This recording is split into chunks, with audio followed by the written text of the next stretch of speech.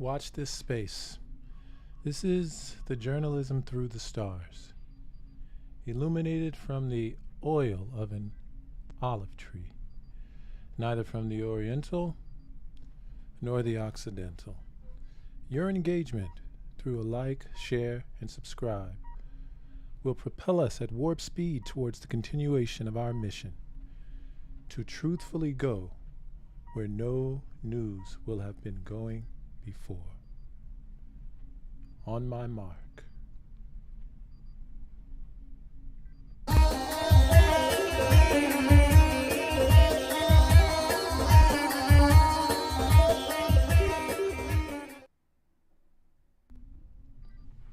Today's headlines: Uncle Hotep and Seymour Hersh detail Islamic proxy wars. Also, Zelensky canceled in Italy. We'll have details on both in just a moment. Watch this space.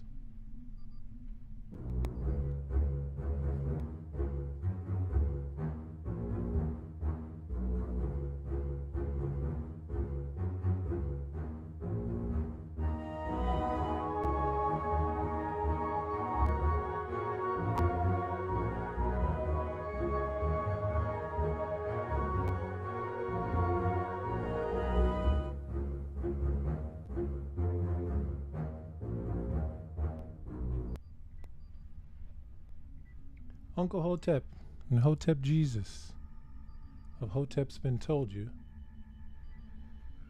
give their takes on Islamic proxy wars amidst the backdrop of another Seymour Hersh mainstream media revelation, not unlike his 1980s and 2007 Iran-Contra journalism. Let's take a look. Iran ran ISIS off. Remember that couple of summers? You saw ISIS videos all over the place. They was running around them Toyota trucks. Wonder where they got them. Nobody told us where they got all them trucks from. Anyway, so the Clinton administration, I think. Obama, I think. Was it Obama? Oh, was it Obama or Clinton? I think it might have been OBZ. Anyway, it failed. So they still got to create a Republican in the White House. Yeah, they'd have flipped it. Right. You're right. So what is the story that they saying? Because I saw it earlier. It was a Seymour Hersh or something like that. 20 minutes later, well, technically about 40 minutes later, they began to mention the credentials of Seymour Hersh. Unknowingly, I presume that Seymour Hersh had a major role in exposing Iran-Contra. What's a former intelligence guy or something like that? I think he's a Pulitzer Prize. I don't know. Was it Seymour Hersh, chap? He's some former dude. He not current. No, he's a well-respected guy, man. I think I read it. Claimed by discredited journalists that the U.S. secretly blew up the Nord Stream pipeline is proven a gift to Putin. See, that's what Yahoo News say. Hersh was born in 1937 in Chicago to Yiddish-speaking Lithuanian Jewish parents. How dare they undermine this man? From the cold streets of Chicago. Pulitzer winner Seymour Hersh claims U.S. Navy behind Nord Stream pipeline 2 explosion. He covered the My Lai massacre in Vietnam. How does he know, though? Unarmed Vietnamese civilians were murdered by U.S. soldiers.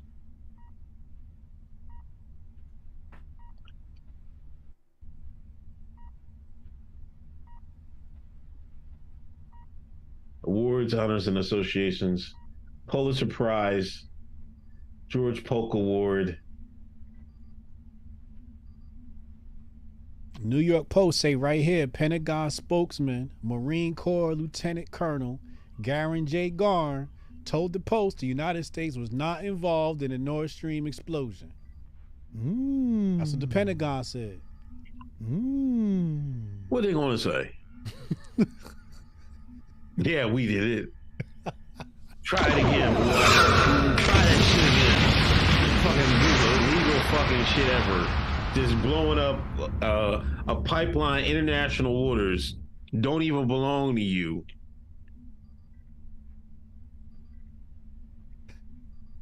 Come on, you know damn well we did it. I don't know that. Who did it? I don't know. I think said Putin did it. For what? Why would you bomb your own pipeline? I gotta go back and listen to my interview with Seb Gorka. I'm going whatever Seb said.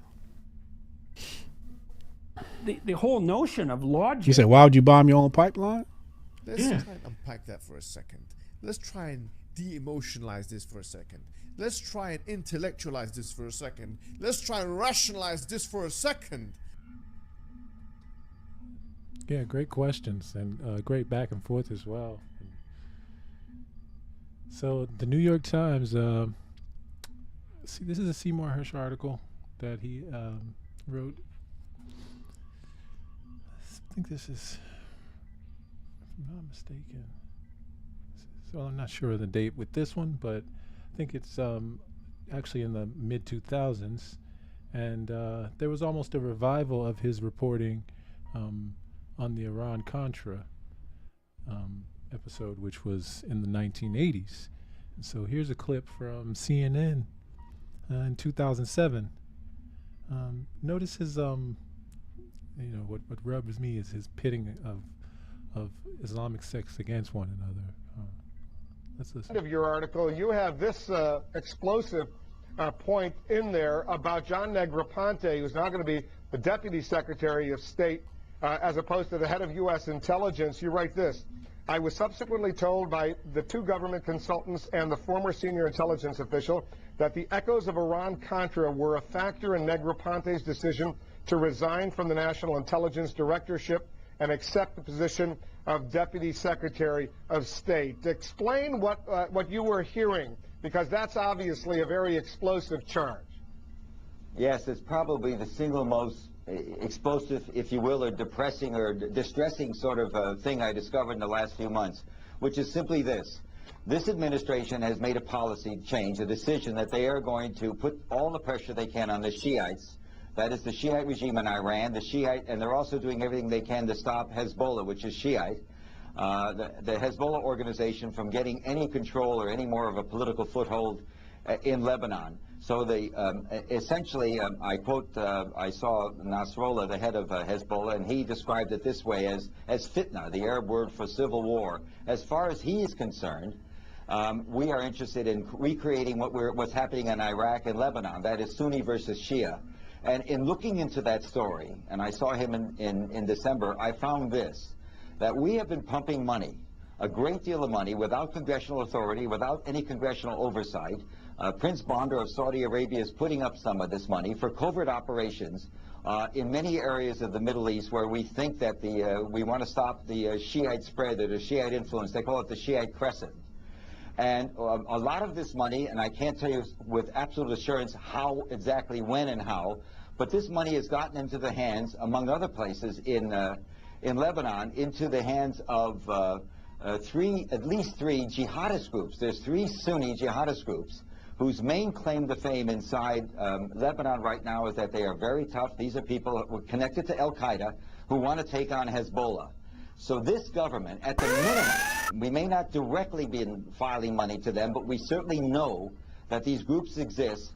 My government, which arrests Al-Qaeda every place it can find them and sends, some of them are in Guantanamo and other places, is sitting back while the Lebanese government we support, the government of Prime Minister Seymour, is providing arms and sustenance to jihadist groups whose sole function seems to me, and to the people that talk to me in our government, to be there in case there's a real shoot-em-up with Hezbollah and we really get into some sort of serious major conflict between the Sunni government and Hezbollah, which is largely Shia, who are basically, as you know, there's a coalition headed by Hezbollah that's challenging the government right now.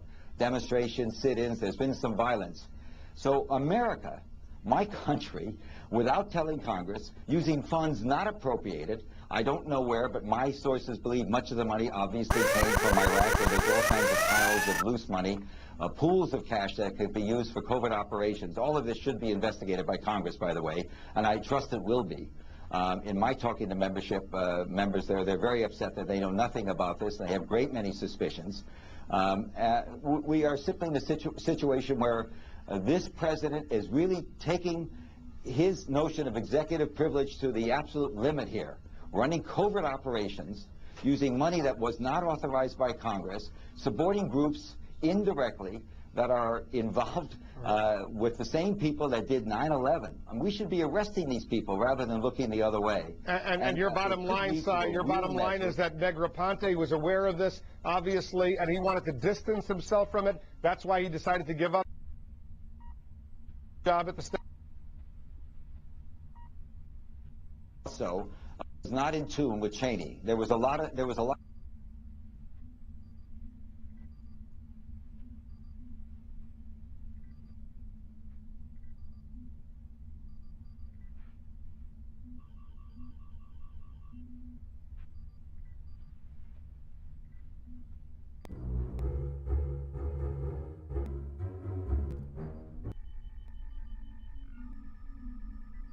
a stick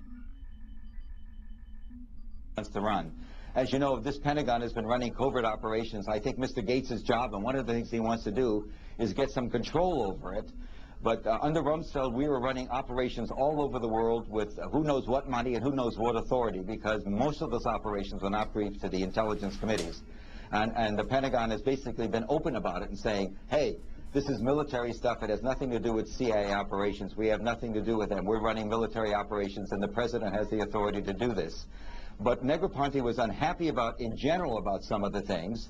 He also, I don't think, liked, he may not have been terrific at his job, that's another factor, but certainly John Negroponte went through this issue, Iran-Contra, in the 80s, when we had the first big debate over the use of unlawfully obtained money to buy arms. You know, the whole arms for Hostage business was to generate cash to fight the war, the Contra war against the Sandinistas, that mess that we had.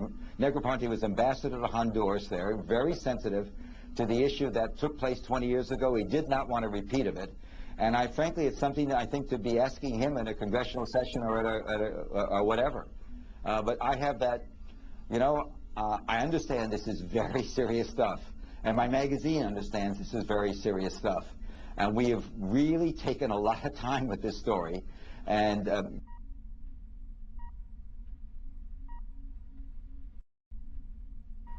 yeah, so very salient point by Hotep, by Uncle Hotep particularly. Let's go back and listen one more time and get their full take on it. The man invested in ISIS. You know, they wanted to create greater Kurdistan, so they invested in ISIS. They had their little terrorists run around Turkey and Syria, running amok. Then Vlad came in, saved Assad's ass with Iran, ran ISIS off. Remember that couple of them summers? You saw ISIS videos all over the place. They was running around them Toyota trucks. Wonder where they got them. Nobody told us where they got all them trucks from. Anyway. So the Clinton administration, I think. Obama, I think. Wasn't Obama? Oh, was it Obama or Clinton? I think it might have been OBZ. Anyway, it failed. Yeah, and in fact, you could say it was Obama, but it was actually, you know, it was actually the administration before that, and even before that, you know, and before that one, three before that one. So before 2007 with the Bush, and the Clintons and the Bush before that, and then Reagan. And I mean, some people say that there were issues in the late 70s as well, so you could, but the idea of funding these proxy wars and in a sense having them fight one another. Here's some more detail on that as well. Well, before we do that, let's let them finish their take. So they still got to create greater Kurdistan. Them pipelines got to be, them oil gas lines still got to be run. What did he do? Biden got on the horn. It's like, yo, fire with the weather machine. What is this nothing you talk about? Yo, this is a plot from. Matter of fact, anybody's watched G.I. Joe, I swear to you, there was a episode or a series of episodes where Cobra Command had a weather machine. What is this nothing? What is this nothing? What is this nothing you talk about? They would cause all types of shit. I swear to God. Is anybody? Am I on to something? Cobra weather machine. That's why we can't bring this nigga on Fox News. He coming over here with G.I. Joe takes and shit like that. What is this nothing you talk about? This nigga conspiracy theories is backed up by cartoons. Dude, that's the facts, man. Come on, son. That's how they break the shit, man. That's how they break the shit. You know what I mean? Because, you know, when G.I. Joe came out, you have to understand, G.I. Joe was what, 80s? Early 80s? 90s? 80s, 90s, yep. Late 80s, early 90s. They went in Iraq twice. Yeah. So you had to have that military cartoons so that generation of kids, when they grow up, they want to be in what? In the military. Don't come with them G.I. Joe takes. Man, the white man been playing that shit for years. That G.I. Joe was part of the plot, bro. Yo, if you check my yearbook, that shit say I wanted to be military. From watching G.I. Joe. Top Gun made me want to be a pilot. See? I damn sure wanted to go to war. And my daddy was military too. Yeah, I definitely wanted to be military. I was ready. The Weather Dominator. Hold on. Let me read it to you. Designed by brilliant weapons master Destro, Cobra came into possession of one of the most feared, most powerful weapons ever created. The Weather Dominator controlled the raw strength of nature itself, allowing Destro to play God with the planet's very climates. The cannon is like a 20-foot long with a gunner seat and Cobra hood over the head. I think I remember that episode. Magnifying its range, reach any place on Earth. It turned the most arid deserts to freezing environment, caused powerful storms, tornadoes, lightning, etc. The Weather Dominator. Yeah, I remember that. Like, I'm not saying like they can just create an earthquake out of thin air, but I think or a hurricane out of thin air. The whole notion of they logic. have the conditions, I think they can exasperate it. You know what I mean? Yeah. That's what I think. Well, let's back up your claims here. We got a couple of stories here. I'll bring them up on the screen. It says right here, Turkey slams West for security warnings harming tourism. February 2nd, 2023. U.S. issues another warning of possible terrorist attacks in Turkey. All right, this is January 30th, 2023. Then, February 4th, U.S. warns Turkey on exports seen to boost Russia's war effort. So it looks like Turkey's exports are helping Russia in the midst of the Ukraine-Russia war. Then, Turkey slams Western countries for closing consulates over security reasons.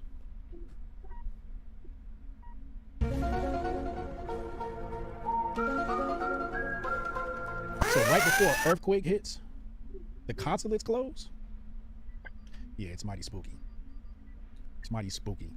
I'm loyal to the foil on this one.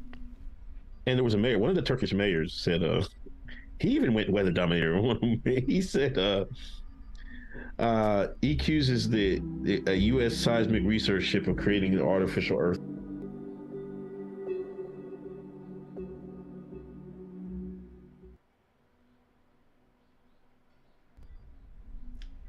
Yeah, and here's some writings that I found interesting related to this idea of proxy war, and particularly Seymour Hersh's writing on that. So this is a summary. This is at Worldview, WHIRLED view, like world news without the spin. This is from worldview.typepad.com. And this is a summation of the 2007 article by Seymour Hersh entitled The Redirection. It's written in the New Yorker. So here goes. The administration's current preoccupation with undermining Iran and Syria has public and clandestine aspects. The The clandestine aspect has been kept secret by leaving the execution or funding to the Saudis or by finding other ways to keep Congress in the dark. This also includes tapping into some of the billions of dollars of black greenbacks accounted for in Iraq as a result of the budgetary chaos there. I guess the language has changed, now there's different ways of categorizing the money, but that's the term they used, I guess, then. Administration pronouncements that the U.S. is not planning for a war with Iran, as Secretary of Defense Bob Gates stated recently, are not corroborated by other evidence, according to Hersh. Current and former U.S. intelligence and military officials say that American military and special operations teams have escalated their activities in Iran to gather intelligence and have crossed the border in pursuit of Iranian operatives from Iraq. And there's more. The administration's latest wave of intelligence on Iranian weapons programs came from Israeli agents operating in Iran. This includes a disputed claim that Iran has developed a 3-stage solid-fueled intercontinental missile capable of delivering small warheads, each with limited accuracy inside Europe. And this is pre-drone. The Pentagon is continuing intensive planning for a possible bombing attack on Iran, and the Special Pentagon Planning Group, uncannily like the special planning group that ushered in the Iraq invasion, has been set up in the offices of the Joint Chiefs of Staff to create a contingency bombing plan that can be implemented upon presidential order within 24 hours. This group has now also been tasked with identifying targets in Iran that may be involved in supplying or aiding Iraqi militants. So, Iraqi militants being armed by Saudi Arabia, by the United States by way of Saudi Arabia, to fight Iran. Further, there's worry in the military that the 2 carrier groups now in the Arabian Sea will be ordered to remain in the area even after new carrier groups are scheduled to arrive in early spring. Not only is this beginning to look like winter 2002-2003 all over again, but so too is it's an updated and revised Iran-Contra scandal to keep the covert side secret from congressional approval or oversight. In the 1980s, Saudi money was in play. Now, 2 of the major, that's a correction on what I said earlier. In the 1980s, Saudi money was in play. Now, 2 of the major Iran-Contra players, Saudi Prince, Saudi's still involved here. Now, 2 of the major Iran-Contra players, Saudi Prince Bandar and Elliot Abrams, are back again and intimately involved in today's dealings. The chief lesson they learned apparently was not to stop doing the illegal, but to run the clandestine operations from the vice president's office while keeping them away from the uniformed military and the CIA. This was one reason John Negroponte decided to leave as director of national intelligence, according to a Hersh source. Negroponte said, "No way, I'm not going down that road again with the NSC running operations off the books with no finding."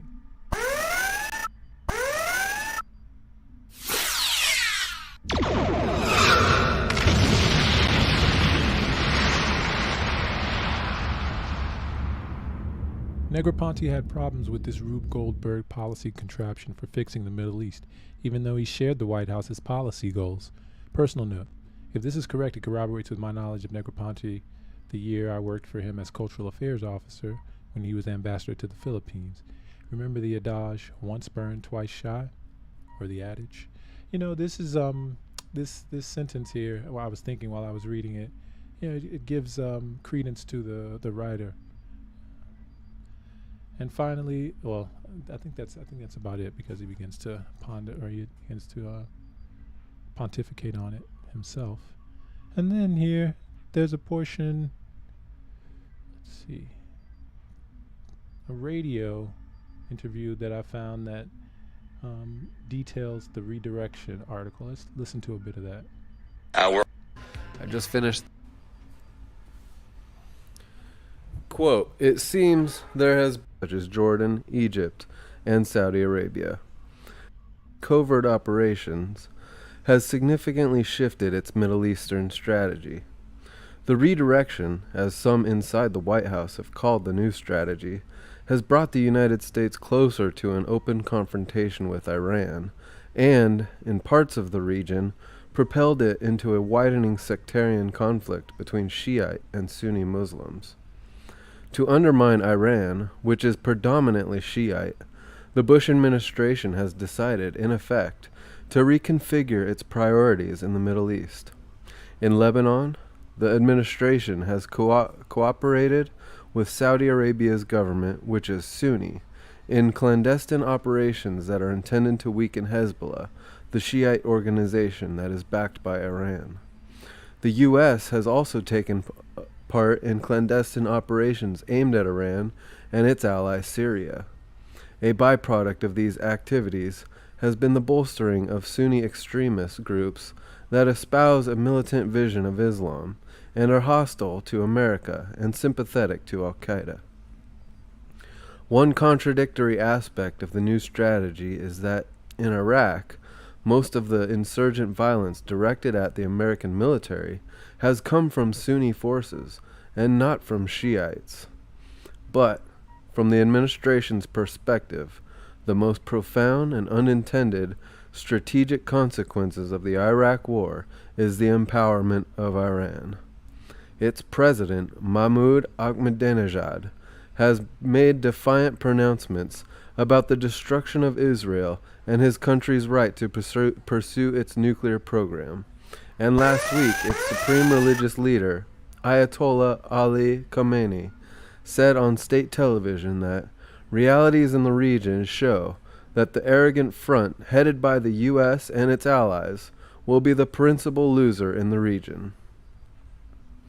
After the revolution of 1979 brought a religious government to power, the United States broke with Iran and cultivated closer relations with the leaders of Sunni Arab states such as Jordan, Egypt, and Saudi Arabia.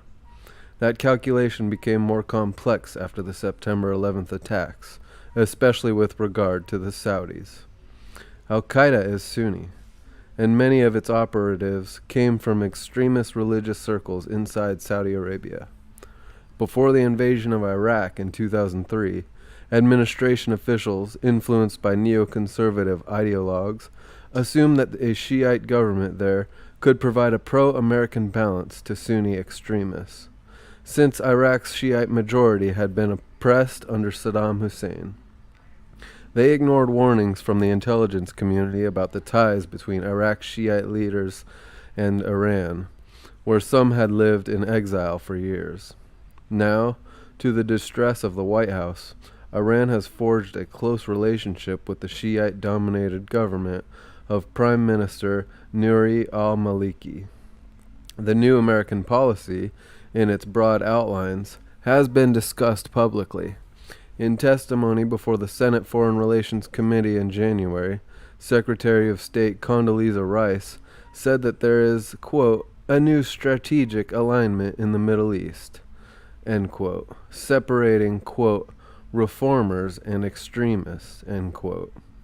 She pointed to the Sunni states as centers of moderation and said that Iran, Syria, and Hezbollah were, quote, on the other side of that divide, end quote. Syria's Sunni majority is dominated by the Alawi sect. Iran and Syria, she said, quote, have made their choice, and their choice is to destabilize, end quote. Some of the core tactics of the redirection are not public, however. The clandestine operations have been kept secret in some cases, by leaving the execution or the funding to the Saudis, or by finding other ways to work around the normal congressional appropriations process, current and former officials close to the administration said. A senior member of the House Appropriations Committee told me that he heard about the new strategy, but felt that he and his colleagues had not been adequately briefed. Quote, we haven't got any of this, he said. We ask for anything going on, and they say there's nothing. And when we ask specific questions, they say, quote unquote, we're going to get back to you. It's so frustrating, end quote. The key players behind the redirection are Vice President Dick Cheney, the Deputy National Security Advisor Elliot Abrams, the departing ambassador to Iraq and nominee for United Nations Ambassador Zalmay Khalilzad, and Prince Bandar bin Sultan, the Saudi National Security Advisor. While Rice has been deeply involved in shaping the public policy, former and current officials said that the clandestine side has been guided by Cheney. Cheney's office and the White House declined to comment for this story. The Pentagon did not respond to specific queries, but said, quote, "The United States is not planning to go to war with Iran," end quote. The policy shift has brought Saudi Arabia and Israel into a new strategic embrace, largely because both countries see Iran as an existential threat. They have been involved in direct talks, and the Saudis, who believe that greater stability in Israel and Palestine will give Iran less leverage in the region. Yeah, so this could have been the beginning of that relationship that we now see. This was a 2007 article that we now see in 2023 with Saudi Arabia almost being a political ally of the United States, especially within the news cycle. But there we have it. That's Uncle Hotep and Seymour Hersh on Islamic Proxy Wars. Watch this space. We'll be back with world news without the spin.